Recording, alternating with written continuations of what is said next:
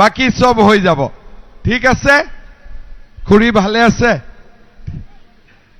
আপোনাক কৈছো আপুনি ভালে আছে ঠিক আছে আৰু সকলো ভালে আছে পিছপালৰ ৰাইজ ভালে আছে পিছপালৰো ভালে আছে বঢ়িয়া মোৰ লগত আজি যেহেতু ইলেকশনৰ মিটিং গতিকে আমি সকলোৱে একেলগে কম ভাৰত মাতা কি ভাৰত মাতা কি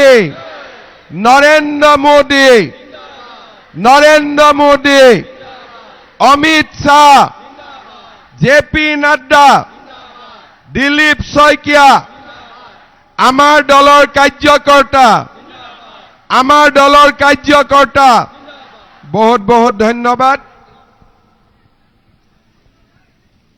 আজিৰ আমাৰ এই খৈৰাবাৰী পৰিষদীয় সমষ্টিৰ আজিৰ এই সভাত আমাৰ মাজত উপস্থিত অসম চৰকাৰৰ সন্মানীয় মন্ত্ৰী পীযুষ হাজৰিকা ডাঙৰীয়া আমাৰ জিলা সভাপতি সুনীল বসুমতাৰী ডাঙৰীয়া বিধায়ক জিতু গোস্বামী ডাঙৰীয়া দিগন্ত বৰুৱা ডাঙৰীয়া ভৱেন্দ্ৰ বড়ো ডাঙৰীয়া অজয় হাজৰিকা ডাঙৰীয়া বিনয় নাথ ডাঙৰীয়া সুজিত সৰকাৰ ডাঙৰীয়া খগেন নাৰ্জাৰী ডাঙৰীয়া বিনীতা কলিতা ডাঙৰীয়ানী নিপেন দেৱনাথ ডাঙৰীয়া শ্যামল সৰকাৰ ডাঙৰীয়া জয়কান্ত শৰ্মা ডাঙৰীয়া ৰেখাৰাণী বৰা ডাঙৰীয়া গজেন হেইনাৰী ডাঙৰীয়াকে আদি কৰি মঞ্চত উপবিষ্ট আমাৰ ভাৰতীয় জনতা পাৰ্টিৰ কাৰ্যকৰ্তাসকল বিভিন্ন ভিচিডিচিৰ পৰা অহা আমাৰ দলৰ কাৰ্যকৰ্তাসকল মহিলা আই মাতৃসকল আৰু আমাৰ যুৱতী বন্ধু বান্ধৱীসকল যোৱা প্ৰায় 10 দিন ধৰি এক প্ৰকাৰ মই বিটিএডিতে গোটেই দিনকেইটা কটাইছো যোৱাকালি মই কোকৰাঝাৰত আছিলো কোকৰাঝাৰত যোৱাকালি দতমা আৰু ফকিৰা গ্ৰামত আমি সভা কৰিছিলো তাৰ আগদিনাখন চিৰাং জিলাৰ থুৰিবাৰী মানস চেৰফাং এই অঞ্চলবিলাকত সুবাইজাৰ আমি মিটিং কৰিছিলো তাৰ আগদিনাখন বাক্সাৰ মুছলপুৰ মথনগুৰিত আমি মিটিং কৰিছিলো তাৰ আগদিনাখন তামুলপুৰৰ দৰঙাজুলি নাগৰিজুলি শুক্লাই চেৰফাঙত আমি মিটিং কৰিছিলো আৰু কেইদিনমান আগতে মই উদালগুৰিত আহিছিলো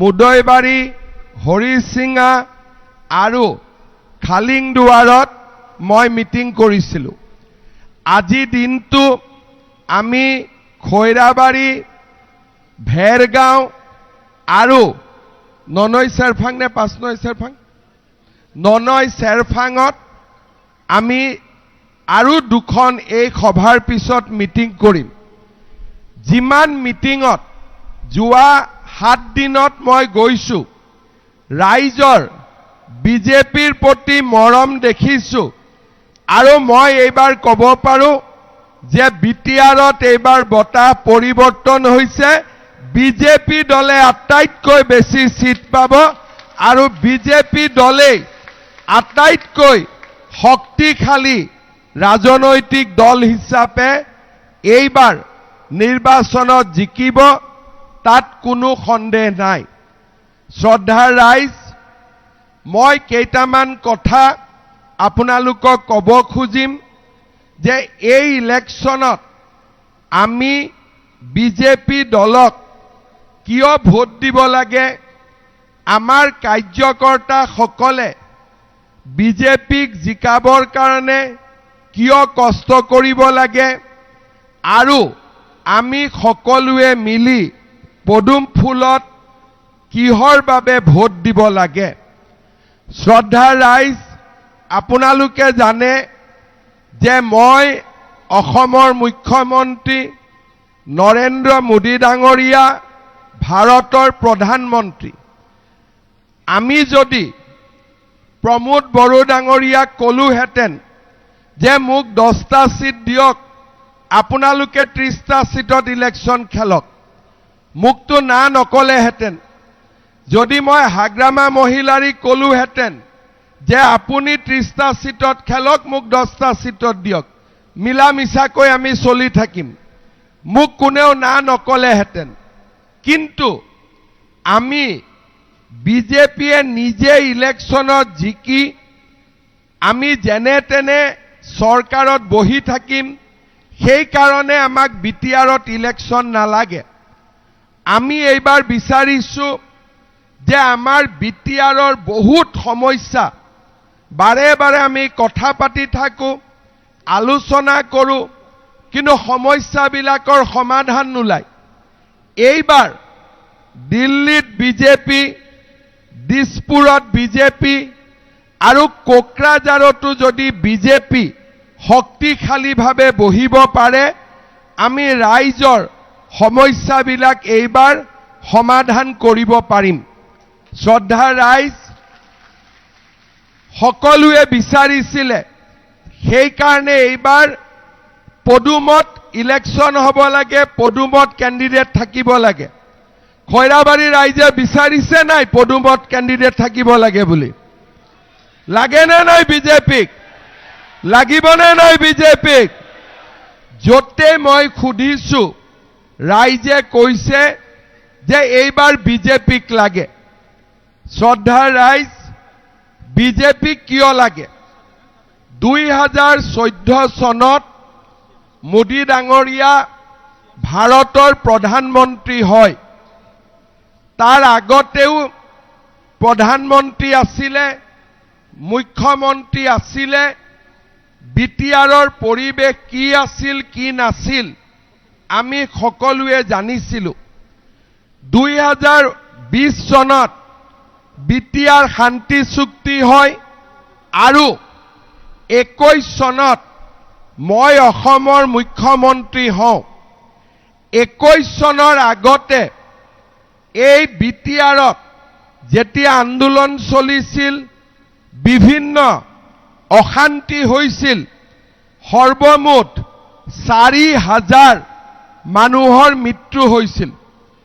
এই 4,000ৰ কোনোবা গুলিত মৰিছিলে, কোনোবা বন্দুকত মৰিছিলে, কোনোবা ভাতৃঘাতী সংঘৰ্ষত মৰিছিলে, কোনোবা গোষ্ঠী সংঘৰ্ষত মৰিছিলে।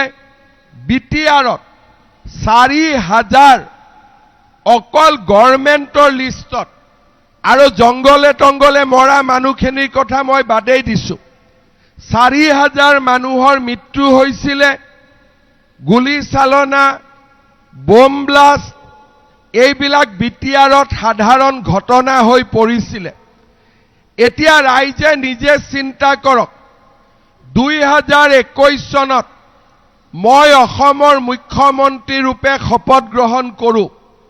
2021 চনৰ পিছত মই গৌৰৱেৰে ক'ব পাৰোঁ যে বিটিআৰত এদিনো এটাও গুলী বৰ্ষণ হোৱা নাই, এটাও বোমাকাণ্ড হোৱা নাই, এজনো মানুহৰ মৃত্যু হোৱা নাই, এজনো কোনো গোষ্ঠীগত সংঘৰ্ষ হোৱা নাই, কোনো ভাতৃঘাতী সংঘৰ্ষ হোৱা নাই।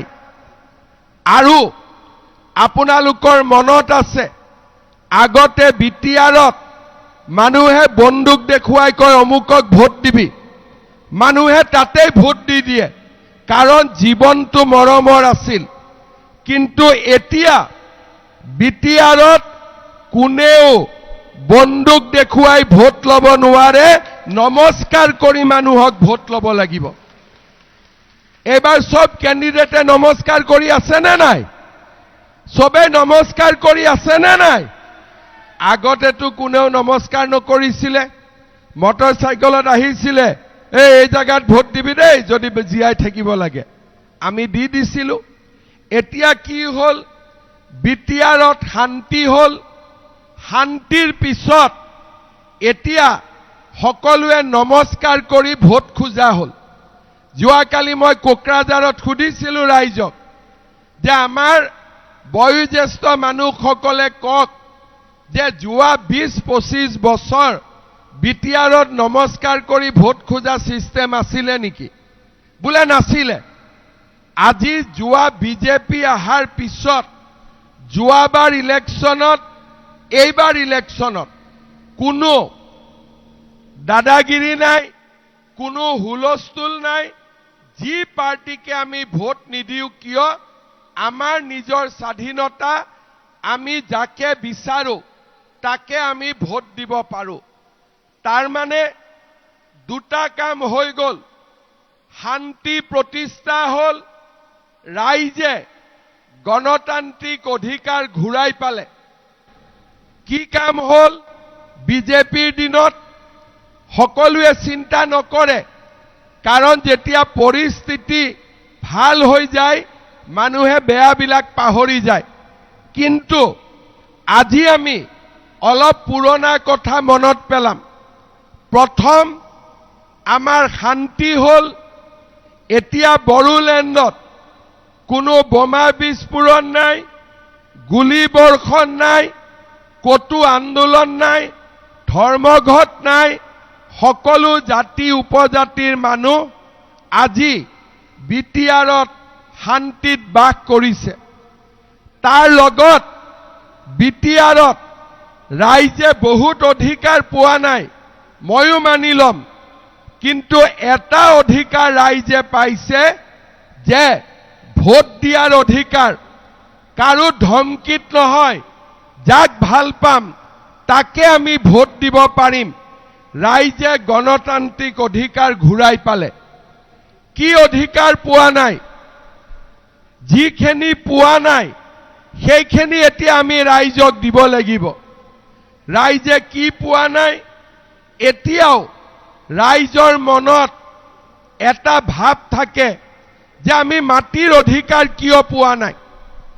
ৰাইজৰ মনত এটা ভাৱ থাকে যে মই ইয়াতেই জন্মিলোঁ, মই ইয়াতেই মৰিম, কিন্তু মই যদি মাটিৰ অধিকাৰ বিচাৰোঁ মোক 47 চনৰ কাগজ খোজে। মই ক'ৰ পৰা এতিয়া 47ৰ কাগজ দিওঁ? কিন্তু মোৰ ঘৰ ইয়াতে, চবেই জানে, চবেই চিনি পায় মোক। মই কোনো বাংলাদেশৰ পৰা অহা নাই, পাকিস্তানৰ পৰা অহা নাই, মই ইয়াতেই জন্মিছোঁ, চবেই মোক চিনি পায়।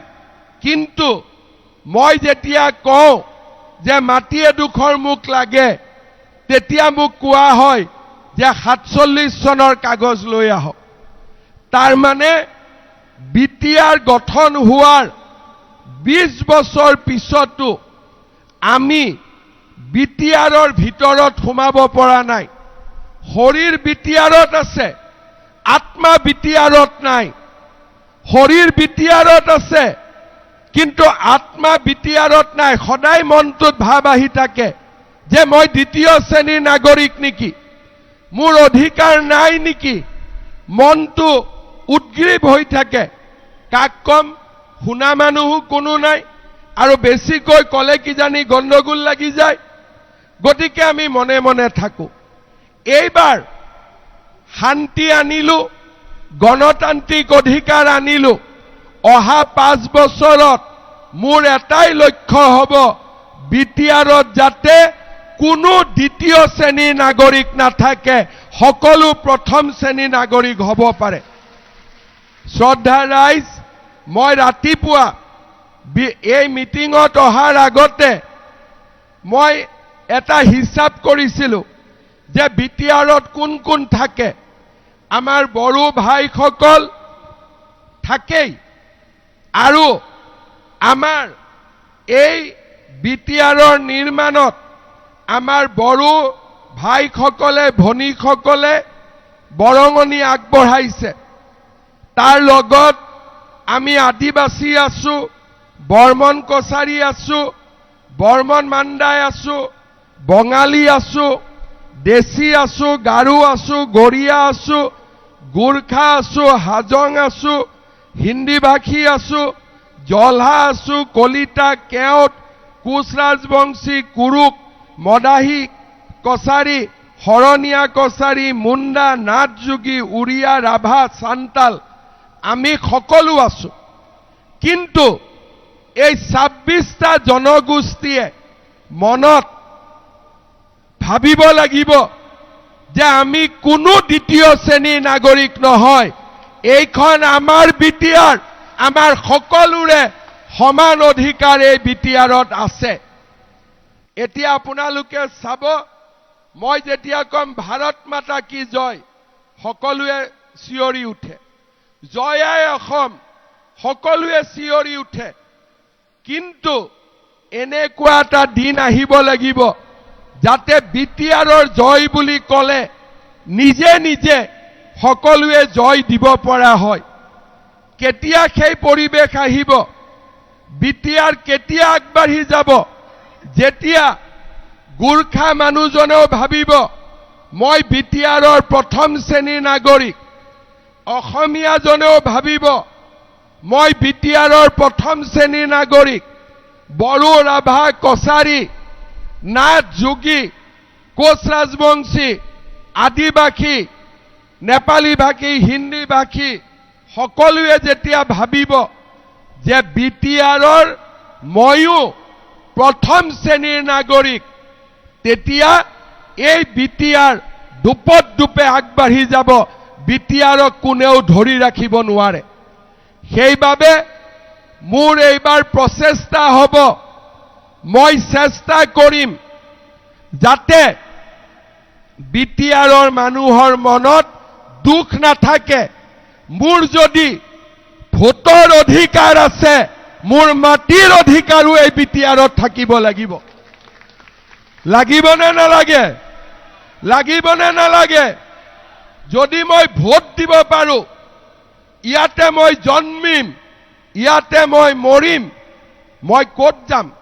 মোৰতো ঘৰ বাংলাদেশত নাই, মোৰতো ঘৰ পাকিস্তানত নাই, মই ক'ত যাম? মই কাৰো অধিকাৰ মোক নালাগে, কাৰো পৰা মই একো কাঢ়ি আনিব নোখোজো। কিন্তু মই যিখিনি জাগাত থাকো সেই জাগাখিনিতো মোৰ হ'ব লাগে। লাগেনে নাই? গতিকে যোৱাবাৰ আমি শান্তি আনিলো, ভোটৰ অধিকাৰ আনিলো। এইবাৰ আমি বিটিআৰৰ ২৬টা জনগোষ্ঠীৰ বাবে আমি মাটিৰ অধিকাৰ আনিব লাগিব, ভাষাৰ অধিকাৰ আনিব লাগিব, সংস্কৃতিৰ অধিকাৰ আনিব লাগিব। আমি কাৰো বিপক্ষে নহয়। মই গোটেই মিটিঙত কৈছো যে বিজেপি UPPLৰ বিৰোধী নহয়, বিজেপি BPFৰ বিৰোধী নহয়। বিজেপিয়ে মাত্ৰ বিচাৰিছে যে এইবাৰ ৰাইজে পদুম ফুলত ভোট দিয়ক, বিটিআৰত যাতে কোনো দ্বিতীয় শ্ৰেণীৰ নাগৰিক নাথাকে, সকলো প্ৰথম শ্ৰেণীৰ নাগৰিক হ'ব পাৰে। শ্ৰদ্ধা ৰাইজ, আমি যদি চাব যাওঁ, বিটিআৰ আচলতে ভালৰ বাবে, কাৰণ বিটিআৰৰ মানুহৰ দুটা দুটা অধিকাৰ থাকে। মই গুৱাহাটীৰ পৰা আহি ওদালগুৰি, হৰিচিঙা, খৈৰাবাৰীত মাটি কিনিব নোৱাৰো, কিন্তু বিটিআৰৰ মানুহে বিটিআৰতো মাটি কিনিব পাৰে, মঙলদৈতো কিনিব পাৰে, গুৱাহাটীতো কিনিব পাৰে।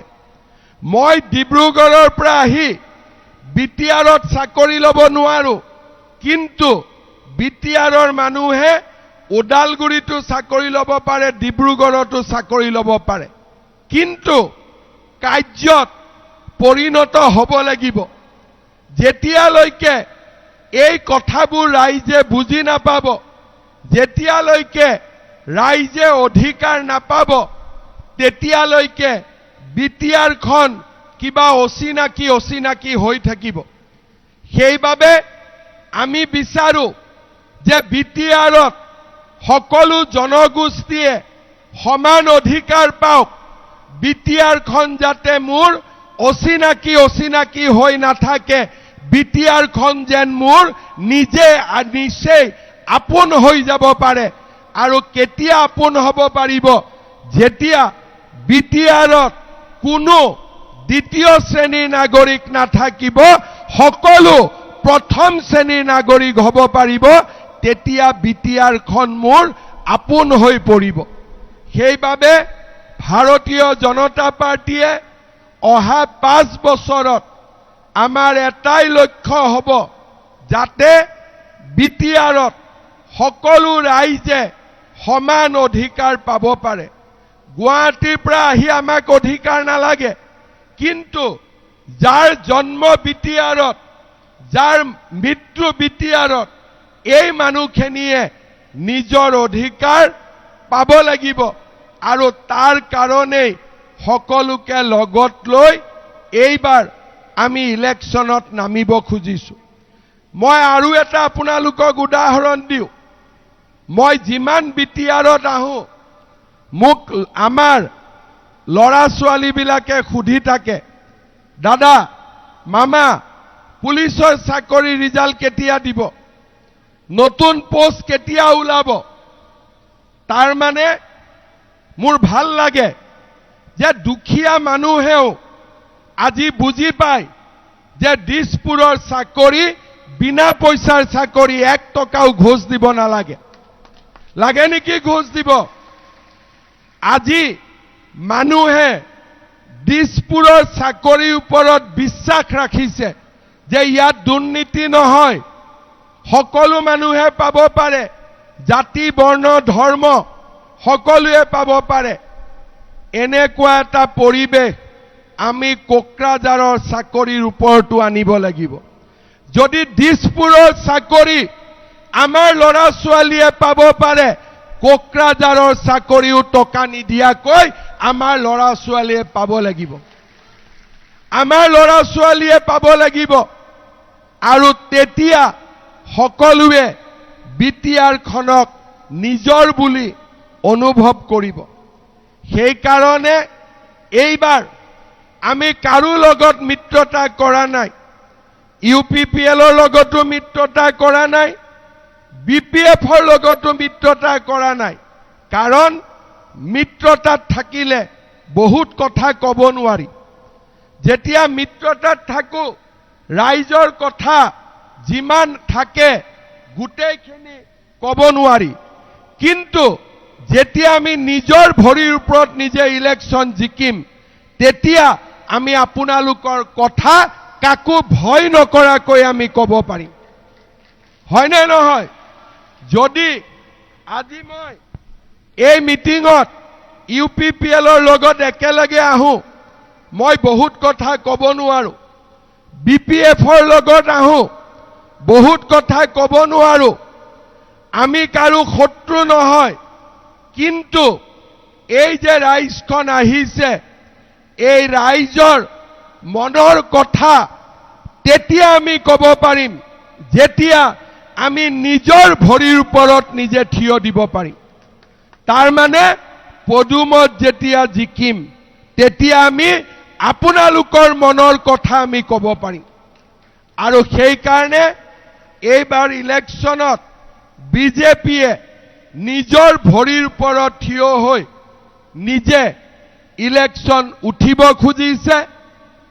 অকল উঠিলেও নহব জিকিব লাগিব জিকিম নে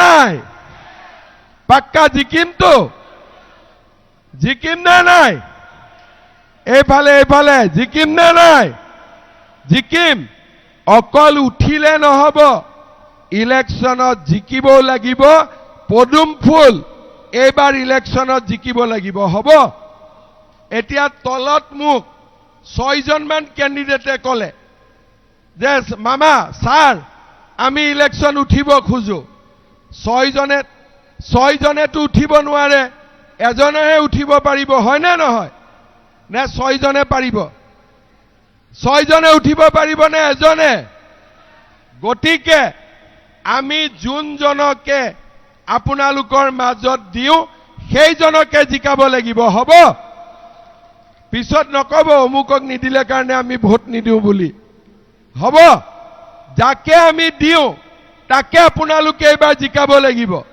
বেলেগৰ পৰাটো নিদিওঁ, আপোনালোকৰ গাঁৱৰ পৰাই দিম, আপোনালোকৰ অঞ্চলৰ পৰাই দিম। কিন্তু যাকে দিম আপোনালোকে এইবাৰ জিকাব লাগিব। কাৰণ মই এইবাৰ মন বান্ধি লৈছো যে অহা 5 বছৰত মই বিটিআৰত কোনো দ্বিতীয় শ্ৰেণীৰ মানুহক থাকিব নিদিওঁ, সকলো প্ৰথম শ্ৰেণীৰ মানুহ হ'ব লাগিব। শ্ৰদ্ধা ৰাইজ, আজি আপোনালোকে চিন্তা কৰক, অৰুণোদয় আঁচনি কোনে বনাইছে? মই বনাইছো। কিন্তু মই বনোৱা আঁচনিটো আপোনালোকে নাপায়, হয়নে নহয়? মোৰ আঁচনি, বিজেপিৰ আঁচনি, কিন্তু ইয়াত আপোনালোকে নাপায়। কিয় নাপায়? বোলে অমুকে ফৰ্ম নিদিয়ে, তমুকে ফৰ্ম নিদিয়ে। ক'ৰ পৰা পাব? বোলে অমুকে ক'লেহে পাম, বোলে অমুক VCDCয়ে ক'লেহে পাম। মই কি আঁচনি VCDCৰ কাৰণে বনাইছো নেকি? মইতো আপোনালোকৰ কাৰণেহে বনাইছো, হয়নে নহয়? হয়নে নহয়? মোদী ডাঙৰীয়াৰ পইচা, ঘৰৰ টকা মোদীয়ে দিছে, কিন্তু ইয়াতে আকৌ VCDCক নকলে ঘৰ নাপায়। ঠিক কৈছো নে নাই? এতিয়া মোদীয়েতো VCDCৰ নামেই শুনা নাই যে এইটো কি বস্তু ওলালে। এতিয়া মই অৰুণোদয় দিছো, মোক আমাৰ মানুহবিলাকে কৈ আছে যে দাদা কৈ যাওক অৰুণোদয় আমি দিম বুলি। মই ক'লেতো ক'ব কিয় লাগে, আমাৰ স্কিমটো আমিয়ে দিম। বোলে নহয়, ইয়াত মাজত কিছুমান মানুহ থাকে। মই লোবে এইবাৰ মাজৰ মানুহবিলাকক আমি অলপমান বুজাব লাগিব যে বেছি মাজত থকাটো ভাল নহয়। মাজত থাকিলে এক্সিডেণ্ট হয়, মাজত মানুহ থাকিব নাপায়। ঠিক কৈছো নে নাই মই? সেইকাৰণে এইবাৰ অৰুণোদয় ফৰ্ম আপোনালোকে ফিল আপ কৰিব। কোনোবাই ফৰ্ম নিদিলে ফটোষ্টেট কৰি হলেও ফিল আপ কৰি দিব, হ'ব? আৰু আপোনালোকক অৰুণোদয় দিয়া কাম মোৰ হয়। আৰে ফৰ্ম ফটোষ্টেট কৰি দি দিব আমাৰ মানুহবিলাকে, চবে দিব। চবকে দিয়াই দিব দেই। সুনীল সভাপতি ক'ত গ'ল? আমাৰ ইখন মিটিঙত গ'ল। মই কৈ আছো, পীযুষ, আমাৰ যোন মানুহে ফৰ্ম পোৱা নাই, ফটোষ্টেট কৰি হলেও ফৰ্ম দি দিলে হ'ল, হ'ব? আজি হৈ গ'ল, হৈ গ'ল। আপোনালোকে এইবাৰ চিন্তা নকৰিব, যেতিয়ালৈকে আপোনালোকে অৰুণোদয় নাপায় তেতিয়ালৈকে ওদালগুৰিত অৰুণোদয় নাহে, হ'ব? এইবাৰ মোৰ দায়িত্বত আছে, সকলো দুখীয়া মানুহে পাব লাগিব। অকল VCDCয়ে পালে নহ'ব, আমাৰ গৰীব মানুহেও পাব লাগিব। ঠিক কৈছো নে নাই? এইবাৰ ঘৰৰ ক্ষেত্ৰতো মই নিজে চাম যাতে ইয়াতে সকলো মানুহে প্ৰধানমন্ত্ৰীৰ ঘৰ পাব পাৰে। কাৰণ যদি আমি নাপাওঁ হৈ থাকো, বিটিআৰখন আমাৰ কেতিয়াও আপোন হ'ব নোৱাৰিব। পালেহে আমাৰ আপোন হ'ব, হয়নে নহয়? যদি আমি একো নাপাওঁই, আমি কেনেকে নিজৰ বুলি ভাবিম? সেইকাৰণে মই ডিচিক কৈছো যে লাগিলে ওদালগুৰিত মই 20,000 বেছিকৈ অৰুণোদয় দিম, কিন্তু সকলোৱে এইবাৰ অৰুণোদয় পাব লাগিব, হ'ব? অৰুণোদয়ত এইবাৰ আৰু এটা ভাল বস্তু আহিছে, 1250 টকা অৰুণোদয়টো পায়েই। এইবাৰৰ পৰা অৰুণোদয় পৰিয়ালে যেতিয়া গেছ কিনিব, গেছৰ দাম 950 বা 550, 250 টকা আমি অৰুণোদয়ৰ কাৰণে গেছৰ দাম কমাই দিম। অৰুণোদয় পৰিয়ালে গেছৰ দাম 250 টকা কমত পাব। এতিয়া সেই সুবিধাটো কেতিয়া পাব? যেতিয়া আপোনালোকে প্ৰথম অৰুণোদয়টো পাব। বহুতৰ চিন্তা হৈ আছে অৰুণোদয় পাম নে নাই। কোনে কোনে অৰুণোদয় পোৱা নাই হাত দাঙক।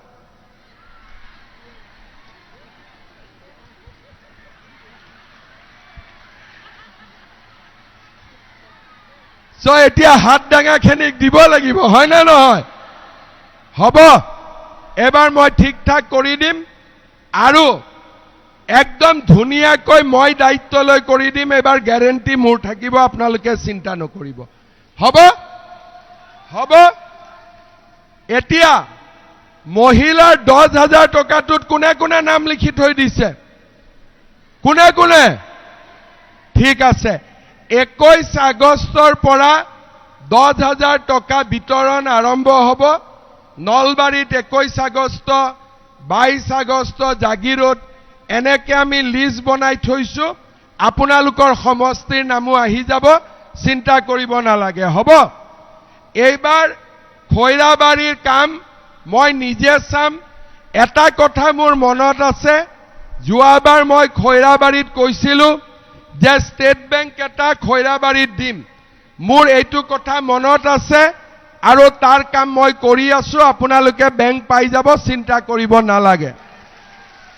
ৰাইজে এটা ভাল কথা কৈছে যে খৈৰাবাৰী ৰেল ষ্টেচনত ইণ্টাৰচিটিখন ৰখিব লাগে হয়নে ঠিকে কৈছো না নাই এই কথাটো ময়ো বিচাৰো যে আপোনালোকে যাতে ৰেলৰ সুবিধা পায় খৈৰাবাৰীত আমি ইণ্টাৰচিটি ৰখোৱাৰ ব্যৱস্থা কৰি দিম ঠিক আছে তাৰ পিছত খৈৰাবাৰীত এখন ৰেলৱে অভাৰব্ৰিজ লাগে ৰবীন্দ্ৰ ভৱন বিষ্ণুৰাভা ভৱন ঠাকুৰীয়াপাৰাত লাগে ৰবীন্দ্ৰ ভৱন খৈৰাবাৰীত লাগে বিষ্ণুৰাভা ভৱন আৰু খৈৰাবাৰীত লাগে অডিটৰিয়াম লগত খৈৰাবাৰী কলেজত আমাক সায়েন্স ষ্ট্ৰীমটো লাগে হয়নে বিজ্ঞান শাখা লাগে হয়নে নহয় এই গোটেই কাম কেইটা মই লিখি লৈছো ইলেকশ্যনৰ সময়ত মই আকৌ এবাৰ মিটিং কৰিব আহিম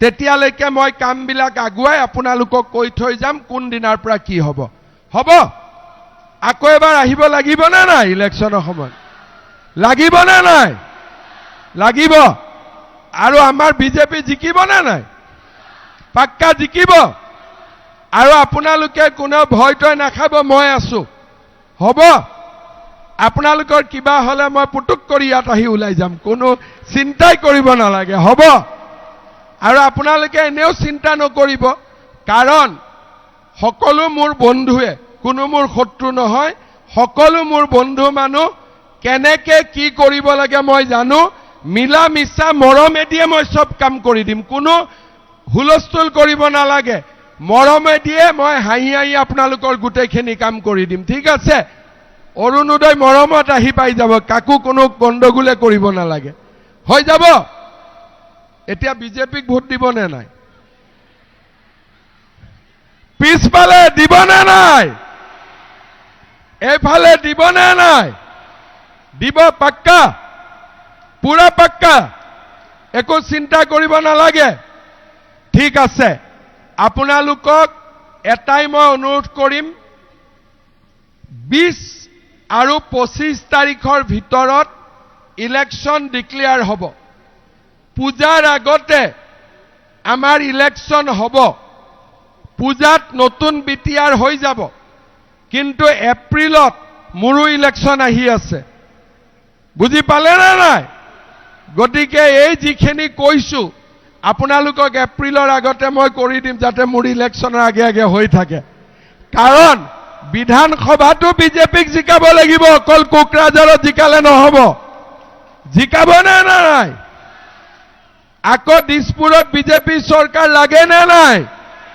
কোকৰাঝাৰত লাগে না নাই লাগে থিয় হৈ থকা মানুহখিনিক লাগে না নাই দেউতা মা লাগে সকলো দেউতা মা ভাই ভনী লাগে না নাই পুৰা লাগে এফালে থিয় হৈ থকা খিনিক লাগে না নাই লাগে তেতিয়ালে মোৰ লগত একেলগে কব ভাৰত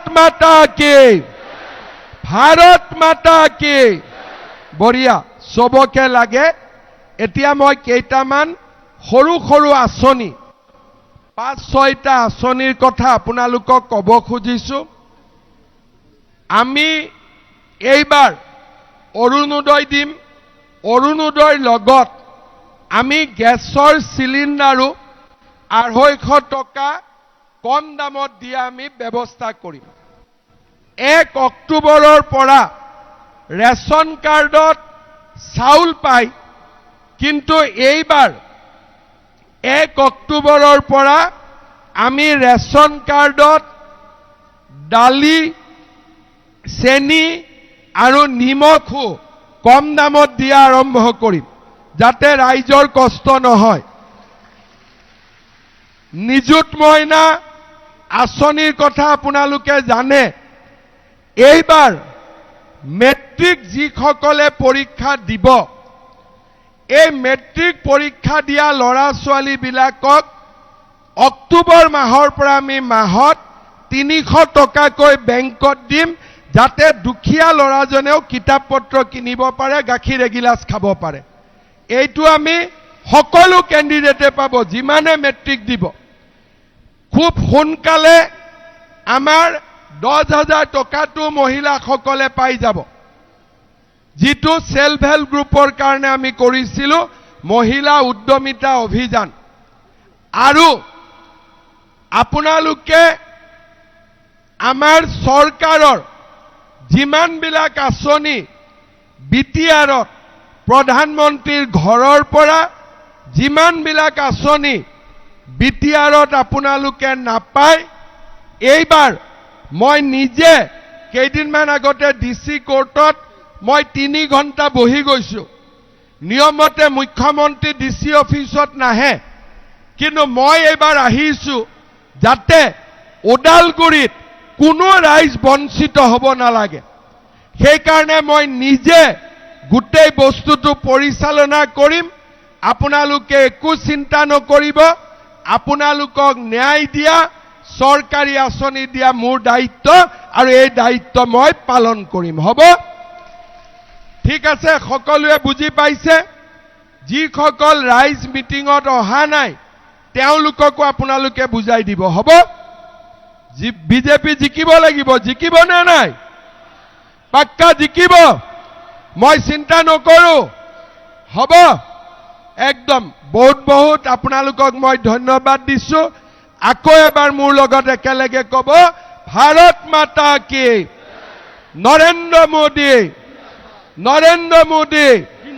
আমাৰ দলৰ কাৰ্যকৰ্তা, আমাৰ দলৰ কাৰ্যকৰ্তা। বহুত বহুত ধন্যবাদ। জয় হিন্দ, বন্দে মাতৰম।